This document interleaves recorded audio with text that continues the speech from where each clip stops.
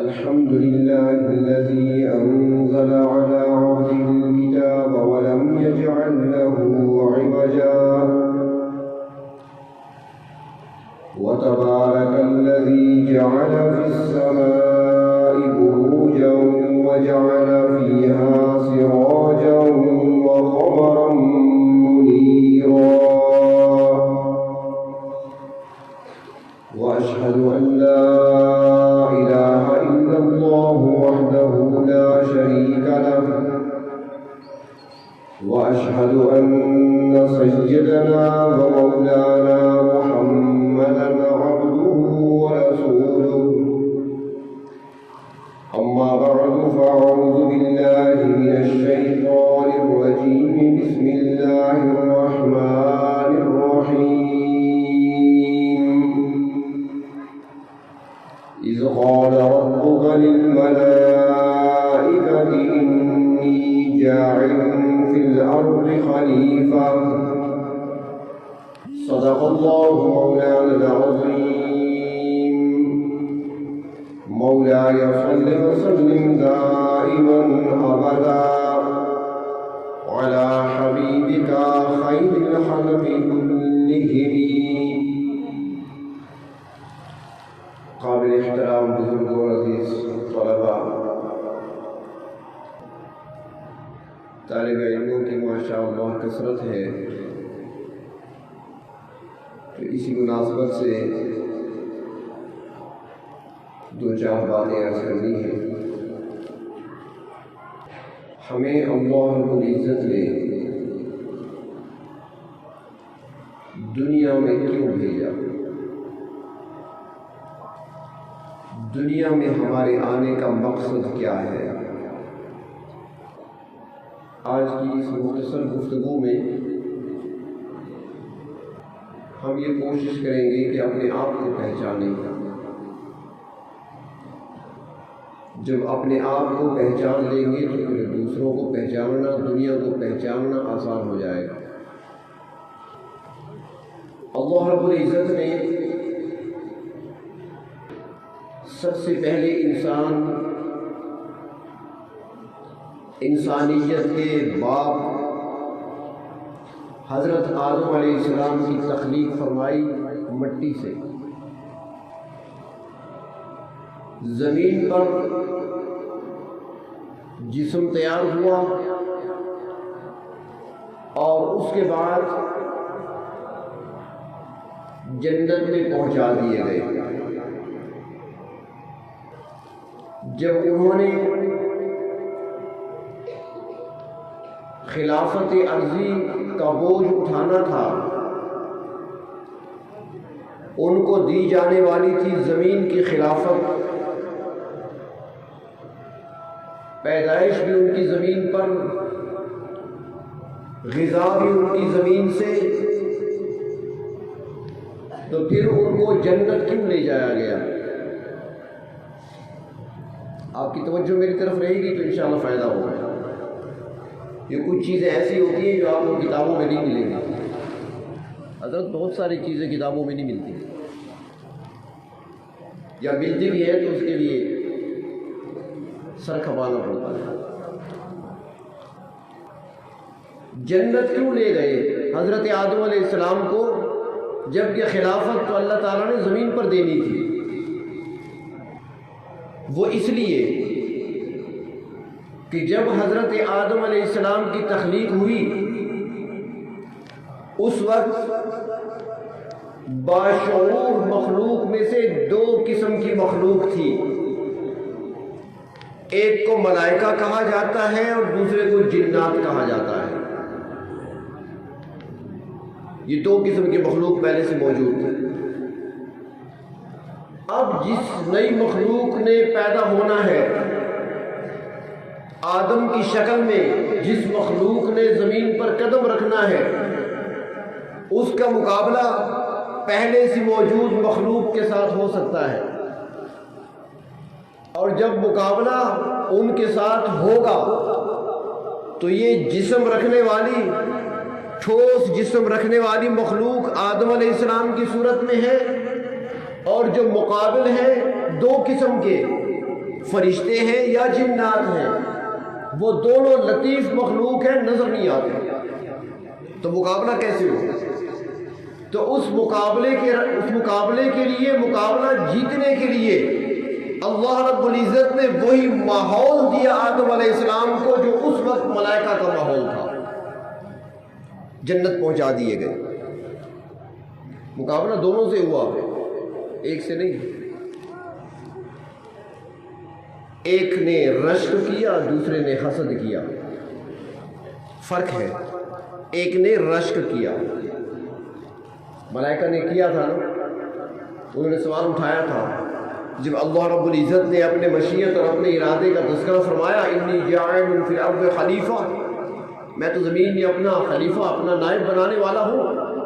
انہوں نے کہا تھا اللہ خلیفہ بنانا ہے کسی اور مخلوق کو، جس کے لیے مٹی اکٹھی کی گئی، پوری روئے زمین سے مٹی کو یکجا کیا گیا، مٹی سے خمیر تیار ہوا، اسی خمیر سے انسان بنے گا، وجود بنے گا، اور پھر خلافت عرضی کا تاج اس کے سر پہ رکھا جائے گا۔ وَنَحْنُ نُسَبِّحُ بِحَمْدِكَ وَنُقَدِّسُ لَكَ، اللہ ہم جو موجود ہیں، تسبیح پڑھنے والے ہیں، عبادت کرنے والے ہیں، ذکر کرنے والے ہیں، موجود ہیں، خلافت دینی ہے تو اس کے حقدار تو ہم ہیں، اور جس مخلوق کو آپ بھیج رہے ہیں دنیا میں وہ تو فساد پھیلائے گا، کیونکہ انسان سے پہلے اس زمین پر جنات آباد تھے، اس سے پہلے بھی کچھ تھا۔ حافظ عماد الدین ابن کثیر رحمۃ اللہ علیہ کی قول کے مطابق جنات سے پہلے 2 قومیں آباد تھیں، اور بعض کے نزدیک یہ ہے کہ جنات سے پہلے یہاں پر فرشتے تھے، تو جنات انسان سے پہلے تھے۔ ماشاء اللہ طالب علم بیٹھے ہیں، ایک چھوٹا سا سوال ہے کہ جب ذکر آتا ہے نا انسان کا، تو کہہ دیا جاتا ہے کہ سب سے پہلے انسان حضرت آدم علیہ السلام ہے، یہ سارے انسان اولاد ہیں آدم کی، تو میں پوچھ سکتا ہوں کہ انسان تو سارے اولاد ہیں آدم کی، اور جنات کس کی اولاد ہیں؟ ان کا بڑا کون تھا؟ کوئی طالب علم بتا سکتا ہے؟ انسان کے باپ تو آدم ہے، جنات کا باپ کون تھا؟ اس کا بھی تو آغاز ہوا تھا نا۔ قرآن حکیم کو ذرا ڈوب کر پڑھا کریں۔ انسانیت کا باپ آدم ہے اور جنات کا باپ جان ہے، خلق الجان، یہ جان جو ہے نا جنات کا باپ ہے، اسی کی اولاد ہے جنات، اور ابلیس کی اولاد ہے شیاطین۔ تو بہر طور پہلے جنات آباد تھے، شر و فساد کیا کرتے تھے زمین پر، تو ملائکہ وہ دور دیکھ چکے تھے، انہوں نے کہا انسان آئے گا زمین پر تو وہ بھی ایسا ہی کرے گا۔ تو اللہ تبارک و تعالیٰ نے مقابلہ کرایا، مقابلہ ہوا، فرشتوں کے ساتھ مقابلہ ہوا۔ وَعَلَّمَ آدَمَ الْأَسْمَاءَ، اللہ تبارک و تعالیٰ نے سکھائے نام، چیزوں کے نام بتائے، خاصیتیں بتا دی، کیفیات بتا دی۔ یہ آم ہے، ذائقہ اس کا میٹھا ہے، مزاج اس کا گرم اور تر ہے، گرمیوں کے موسم میں پیدا ہوتا ہے، جسم میں خون وافر مقدار میں پیدا کرتا ہے، دودھ کے ساتھ استعمال کیے جائے تو یہ فائدہ ہوگا۔ یہ ساری خاصیتیں بتا دی، اور بعد میں پھر پوچھا فرشتوں سے بتاؤ، تو انہوں نے سر جھکا دیے، سبحانک لا علم لنا الا ما علمتنا، اللہ آپ کی ذات پاک ہے، یہ ہمارے بس کی باتیں نہیں ہیں، یہ ہمارے بس کی چیزیں نہیں ہیں۔ اچھا تمہارے بس کے نہیں ہے تو اس کا مطلب ہے کہ آدم سے پوچھو پھر، تو پھر حضرت آدم علیہ السلام سے کہا گیا انبئہم باسمائہم، اے آدم آپ بتائیں ان کو چیزوں کے نام بتائیں، خواص بتائیں۔ حضرت آدم علیہ السلام نے سارے سنا دیے۔ جب سارے سنا دیے اللہ نے فرمایا دیکھو بھائی آدم جیت گئے تم سے مقابلہ، لہٰذا اب اعتراف کرو، اپنی ہار تسلیم کرو، اور آدم کا اکرام کرو، اس کی بزرگی کو، اس کے علم کی حیثیت کو تسلیم کرتے ہو اس کے سامنے جھک جاؤ۔ تو پھر سارے کے سارے فرشتے سجدے میں گر پڑے، سجد الملائکہ۔ یہاں پر یہ ہے کہ سارے فرشتے سب نے سجدہ کیا، یہ نہیں کہ جبریل نے نہیں کیا، یہ نہیں کہ بڑوں نے نہیں کیا چھوٹوں نے کیا، یہ نہیں کہ زمین والے فرشتوں نے سجدہ کیا آسمان والوں نے نہیں کیا، یہ نہیں کہ ساتویں آسمان والوں نے نہیں کیا چھٹے والوں نے کر لیا، نہیں۔ اللہ تعالیٰ فرماتے ہیں سجد الملائکہ۔ یہاں پر الف لام بھی بتا رہا ہے کہ سب نے سجدہ کیا، آگے پھر دوسری بار فرمایا کلہم، ان سب نے سجدہ کیا، پھر فرمایا اجمعون، تمام نے سجدہ کیا۔ تین جملے فرما دیے، تین بار کہہ دیا تاکید کے ساتھ کہ تمام کے تمام فرشتوں نے سجدہ کر لیا، تو رش کے ملائکہ بنے۔ دوسری طرف دوسری جماعت نے جو مقابلہ کیا تو وہ حسد کا کیا، اللہ میں تو سجدہ نہیں کرتا۔ کیوں نہیں کرتے بھائی؟ یہ زمین پہ بنا تھا، مٹی سے اس کا وجود بنا ہے، میں اس کے آگے جھکوں؟ حسد تھا اس کے دل میں، سجدہ نہیں کیا۔ تو اللہ رب العزت نے فرمایا فخرج، نکل جائے یہاں سے، انک رجیم، نکال دیا گیا، قیامت تک کے لیے لعنت برس رہی ہے اس پر۔ تو اب اللہ تبارک و تعالی نے انسان کو پیدا فرمایا، تو پیدا کرنے کا مقصد کیا؟ اور یہی بات فرشتوں نے عرض کیا تھا کہ اے پروردگار اگر عبادت مقصود ہے تو ہم موجود ہیں، اور اللہ تعالیٰ کی عبادت کے لیے تو مخلوق ساری کی ساری موجود ہے۔ رب تعالیٰ خود بھی فرماتے ہیں انسان کی تخلیق کا مقصد کہ وما خلقت الجن والانس الا لیعبدون، کہ جن و انس کی پیدائش اور تخلیق کا مقصد عبادت ہے۔ تو اللہ اگر عبادت کے لیے اسے بنایا جا رہا ہے تو عبادت تو ہو رہی ہے۔ کون سی چیز ہے جو اللہ رب العزت کی عبادت میں مصروف نہیں ہے؟ اگر پتھروں کو دیکھا جائے جن کو ہم بے جان کہتے ہیں، قرآن کہتا ہے کہ پتھروں میں سے بھی وہ ہیں جو اپنے رب کو یاد کرتے ہیں، پروردگار عالم کے خوف سے بعض پھٹ جاتے ہیں، ان میں سے پانی بہہ نکلتا ہے، بعض میں سے نہریں جاری ہو جاتی ہیں، اور بعض ایسے پتھر بھی ہیں جو اللہ کے خوف سے گر پڑتے ہیں۔ پہاڑی پہ چڑھے نا، آپ کسی پہاڑی پہ کھڑے ہو جائیں، بڑے بڑے پہاڑ ہیں، تو اچانک زلزلہ کوئی نہیں ہوتا، ہوا آندھی طوفان کچھ نہیں ہوتا، زمین ساکن ہوتی ہے، لیکن پتھر گرنا شروع ہو جاتا ہے۔ اللہ فرماتے ہیں کہ میرے خوف سے گرتے ہیں۔ پتھروں کے دلوں میں اللہ کا خوف۔ الشمس والقمر، سورج اور چاند بحسبان، وہ بھی اللہ کی پاکی بیان کرنے والے۔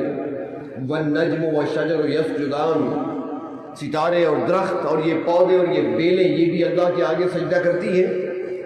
تو اللہ عبادت تو ہو رہی ہے آپ کی، شاخوں کا جھکاؤ، اللہ اس میں آپ کی حمد و ثنا، پانی کے بہاؤ میں آپ کی حمد و ثنا، سمندروں کی موجوں میں آپ کی حمد و ثنا، اے پروردگار آسمان کی بلندیوں میں آپ کی حمد و ثنا، ستاروں کی چمک میں آپ کی حمد و ثنا، سورج اور چاند کی روشنی میں آپ کی حمد و ثنا، زمین پر رینگنے والے جانوروں کی زبانوں پر آپ کی حمد و ثنا، درختوں پر بیٹھ کر چہچہانے والی چڑیوں کی چہچہاہٹ میں اللہ آپ کی حمد و ثنا۔ کون سی مخلوق ہے جو حمد و ثنا نہیں کر رہی؟ تو پھر انسان کو پیدا کرنے کی کیا ضرورت؟ تو اللہ تبارک و تعالیٰ نے قرآن حکیم میں پوری تفصیل بیان کی ہے کہ اگر وہ حمد و ثنا میں مصروف ہیں تو ان کا کام ہی یہی ہے، اس کے علاوہ اور کوئی کام نہیں ہے۔ طوعا و کرہا، وہ اللہ کی یاد ہی کریں گے، بس رب کی عبادت ہی کریں گے۔ وہ پیدا ہی اس لیے ہوئے ہیں، ملائکہ کو اسی مقصد کے لیے پیدا کیا گیا، اسے کام میں لگے ہوئے، ان کے لیے دوسرا راستہ ہی کوئی نہیں، ان کے لیے ایک ہی راستہ بنایا ہے، اطاعت کا راستہ۔ وہ اللہ کی نافرمانی نہیں کر سکتے، وہ جانتے نہیں ہیں کہ نافرمانی کیا ہوتی ہے، وہ جانتے ہی نہیں ہیں کہ معصیت کیا ہوتی ہے، وہ جانتے ہی نہیں کہ گناہ کیا ہوتا ہے۔ انسان کو پیدا کر کے اللہ نے فرمایا وَهَدَيْنَاهُ النَّجْدَيْنِ، ہم نے اس کے لیے دو راستے بنا دیے، دو راستے بنا دیے، اس کے لیے عبادت کا راستہ بھی بنا دیا اور اس کے لیے بغاوت کا راستہ بھی بنا دیا، دو راستے بن گئے۔ عبادت کرے گا انعامات کا مستحق ٹھہرے گا، اور بغاوت کا راستہ اختیار کرے گا تو سزا کا مستحق ٹھہرے گا۔ اور پھر انسان نے دنیا میں آ کر دکھایا کہ عبادت کسے کہتے ہیں، عبادت کسے کہتے ہیں۔ اگر عبادت دیکھنی ہو تو چھری ہاتھ میں لیے بیٹے کی گردن پر چھری رکھے ہوئے ابراہیم کی عبادت کو دیکھ لو۔ اگر عبادت دیکھنی ہے تو مچھلی کے پیٹ میں لا الہ الا انت سبحانک کی تسبیح پڑھنے والے یونس کی عبادت کو دیکھ لو۔ اگر عبادت دیکھنی ہے تو شعیب کے گھر میں بکرے چرانے والے موسیٰ کی عبادت کو دیکھ لو۔ اگر عبادت کو دیکھنا ہے تو پھر جیل کی کوٹھڑی میں بند ہو کر اللہ کی توحید کا پیغام پہنچانے اور سنانے والے یوسف کی عبادت کو دیکھ لو۔ عبادت کے نمونے ہیں۔ اور ساتھ اگر بغاوت دیکھنی ہو تو نمرود کی اکڑی ہوئی گردن کو تاریخ میں دیکھ لو۔ اگر بغاوت کا راستہ دیکھنا ہے تو فرعون کا انا ربکم الاعلی کا اعلان کرنا دیکھ لو۔ بغاوت کا راستہ بھی اور عبادت کا راستہ بھی، انسان کے لیے دونوں راستے بن گئے۔ اب مرضی ہے تمہاری، اختیار دے دیا انسان کو کہ جس راہ پہ چاہو انتخاب کر لو، جس راستے کا چاہو انتخاب کر لو۔ مقصد تمہارا پیدائش کا، مقصد تمہاری تخلیق کا وہ رب کی عبادت ہے، رب کی اطاعت ہے۔ اور انسان کے ساتھ چونکہ باقی لوازمات بھی لگا دیے، انسان نے سیاست بھی کرنی ہے، پرندوں کو تو اس کی ضرورت ہی نہیں ہے، باقی جانداروں کو جانوروں کی اس کی ضرورت ہی نہیں ہے۔ انسان نے سیاست بھی کرنی ہے، انسان نے معیشت کو بھی اختیار کرنا ہے، انسان نے دوسروں کے ساتھ معاشرت بھی اختیار کرنی ہے، اجتماعی زندگی گزارنی ہے، اس نے انفرادی زندگی بھی گزارنی ہے، اجتماعی زندگی بھی گزارنی ہے۔ اس کے ساتھ رشتہ دار اور تعلق والے بھی لگا دیے، ان کے ساتھ بھی تعلق جوڑ کر رکھنا ہے، صلہ رحمی بھی کرنی ہے، قطع تعلقی سے بچنا ہے۔ تو انسان کے ساتھ تو یہ سارے لوازمات لگے ہوئے ہیں۔ اب عبادت کیسے ہو؟ عام طور پہ تو سمجھ لیا گیا ہے کہ عبادت بس نماز اور روزے کا نام ہے۔ عبادت صرف نماز اور روزے کا نام نہیں ہے، صرف نماز روزے کا نام عبادت نہیں ہے۔ پورے دین کا علم حاصل کرنا اور علم حاصل کرنے کے بعد اس پر عمل کرنا، یہ عبادت ہے۔ مدرسے کا پروگرام ہے نا، تو اس نسبت سے عرض کر رہا ہوں کہ صرف نماز روزہ بڑی عبادت نہیں ہے، پورے دین کو سمجھنا، پورے دین کا علم حاصل کرنا اور پھر اس کے بعد اس پر عمل کرنا، یہ عبادت ہے۔ نماز بھی اس میں شامل ہے، روزہ بھی اس میں شامل ہے۔ یہی وجہ ہے کہ جب پہلی وحی نازل ہوتی ہے، قرآن پاک کی پہلی آیت نازل ہوئی، پہلی وحی نازل ہوئی، تو کیا اس میں نماز کا ذکر ہے؟ اس میں روزے کا ذکر ہے؟ اس میں حج کا ذکر ہے؟ اس میں زکوٰۃ کا ذکر ہے؟ اس میں علم کا ذکر ہے۔ اقرأ بسم ربک الذی خلق، خلق الانسان من علق، اقرأ وربک الاکرم الذی علم بالقلم۔ علم کا ذکر ہے، پہلے سیکھو، پورے دین کو سیکھنا، پورے دین کا علم حاصل کرنا اور پھر زندگی اس کے مطابق ڈھالنا اور گزارنا، یہ عبادت ہے۔ اب انسان معیشت کو اختیار کرے گا، علم اس کے پاس موجود ہے، میرے رب نے کہاں روکا ہے، میرے رب نے کون سے احکامات دیے ہیں، میں نے کیسے کرنا ہے، کیا نہیں کرنا، علم پہلے حاصل کیا۔ اب اس کی معیشت عبادت، اب اس کی سیاست بھی عبادت، اب اس کی معاشرت بھی عبادت، اب اس کا چلنا بھی عبادت، اس کا بیٹھنا بھی عبادت، اس کا سونا بھی عبادت، اس کا جاگنا بھی عبادت، اس کی پیدائش سے لے کر موت تک ساری زندگی عبادت سے عبارت ہے۔ جس نے دین کو سیکھا اور سیکھنے کے بعد اس کے مطابق عمل کیا۔ صرف نماز روزے کا نام عبادت نہیں ہے۔ ہم نے صرف یہی سمجھا ہے کہ نماز پڑھنی ہے 5 وقت، رمضان کے روزے رکھنی ہے، سال کے بعد ہمیں زکوٰۃ دینی ہے، باقی آزاد ہے، جیسے مرضی کرتے رہے۔ ایسا نہیں ہے، پوری زندگی اللہ کے احکامات کے مطابق گزارنا، اور اسی کے لیے پروردگار عالم نے کتابیں نازل فرمائی اور آخر میں کلام مقدس اپنی کتاب قرآن حکیم ہمارے پاس بھیج دی، اور اس میں پوری زندگی گزارنے کا طریقہ سلیقہ اور ڈھنگ سکھا دیا، ہر شعبے سے متعلق ہدایات بھی دے دی، کہ تم نے کیسے گزارنا ہے وقت، زندگی کیسی گزارنی ہے۔ ایک مرتبہ درس قرآن کے دوران قرآن پاک کی کچھ آیات آئی تو اس میں احکام بیان کیے گئے تھے معاشرت سے متعلق، پردے کے بارے میں بھی ہے، اس میں کچھ آپس میں تعلقات، رشتہ داروں کے گھروں میں آنا جانا، کھانا پینا، اس سے متعلق بھی۔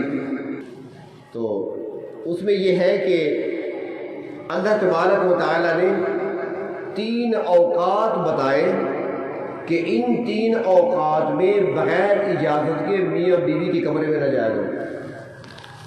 اس حد تک ہماری رہنمائی کی ہے قرآن حکیم نے۔ کون کہتا ہے دین نامکمل ہے؟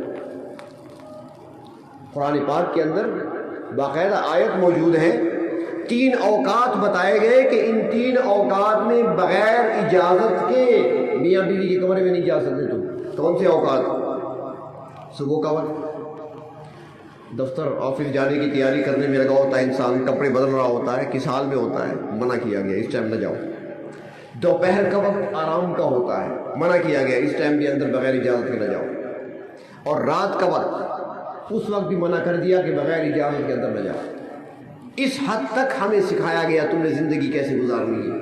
ہم نے دین کبھی سمجھا ہی نہیں ہے، کبھی سیکھا ہی نہیں ہے، ہم نے سوچا ہی نہیں ہے ہم نے کہ ہمیں صرف نماز روزہ عبادت کے طور پہ دیے گئے، یا باقی زندگی بھی ہماری عبادت بن سکتی ہے۔ تو اسلام نے ہر معاملے میں ہماری رہنمائی فرمائی ہے۔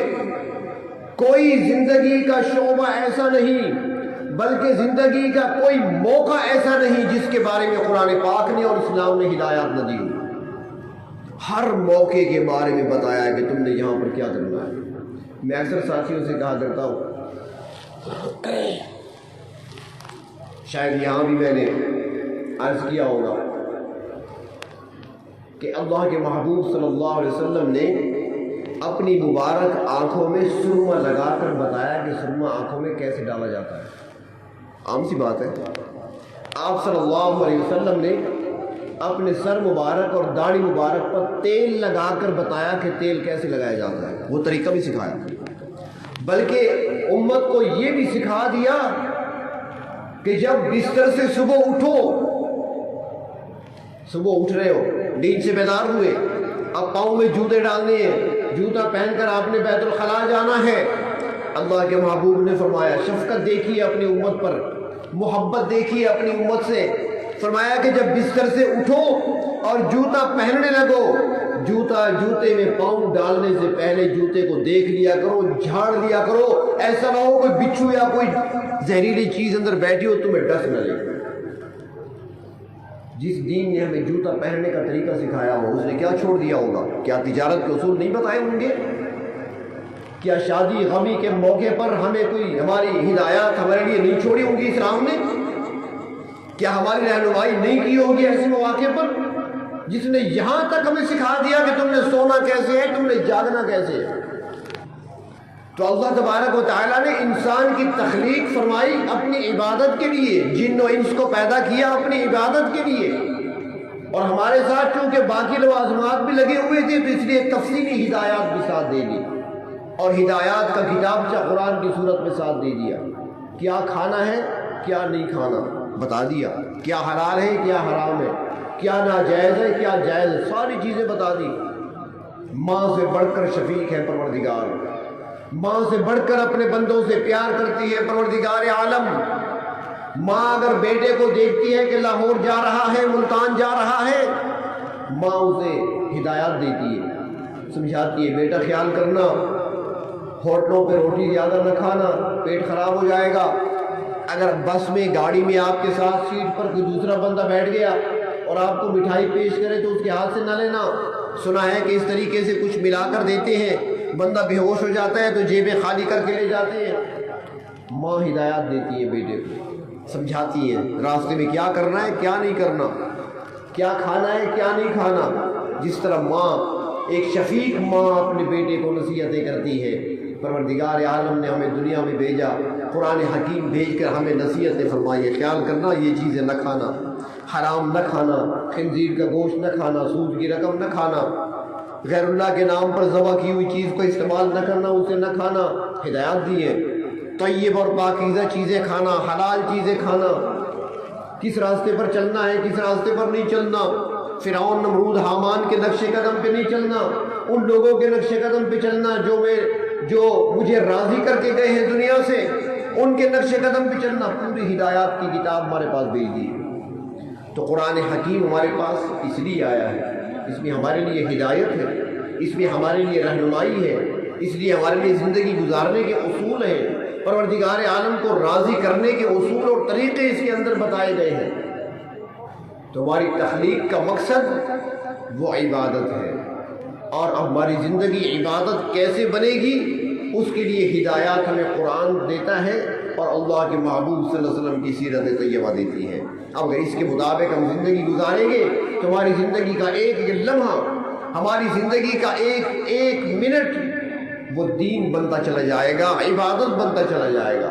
اور اگر اپنی مرضی کی زندگی گزارنے لگے یا دوسروں کے نقش قدم پہ چلنے لگے تو پھر وہ عبادت والی زندگی نہیں رہے گی، بلکہ پھر وہ بغاوت والی زندگی بن جائے گی۔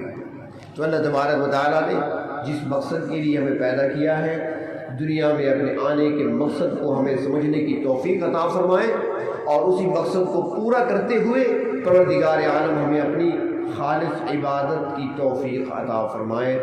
وآخر دعوانا ان الحمد للہ رب العالمین۔